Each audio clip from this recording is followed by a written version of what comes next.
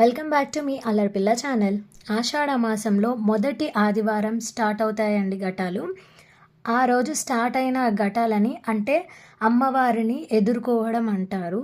తర్వాత మళ్ళీ జాతర అయిపోయిన మరుసటి రోజు అమ్మవారిని సాగనంపుతారండి. ఈ ఘటాలతో మొదలై తొట్టెల, పలారం బండ్లు, జాతర, బోనాలు ఇవన్నీ జరుగుతాయండి. జాతర మరుసటి రోజు రంగం జరుగుతుందండి. అంటే భవిష్య అని, అది పోచమ్మ గుడిలో ఇంకా మహంకాళమ్మ వారి గుడిలో కూడా ఉంటుంది. అవి 2 వీడియోస్ నేను అప్లోడ్ చేస్తాను. అండ్ మిగతా అన్ని videos day by day upload చేస్తుంటాను నా యూట్యూబ్ ఛానల్లో. మీరు అన్నీ చూడొచ్చు. Please do follow, share, subscribe and comment, like. Thank you.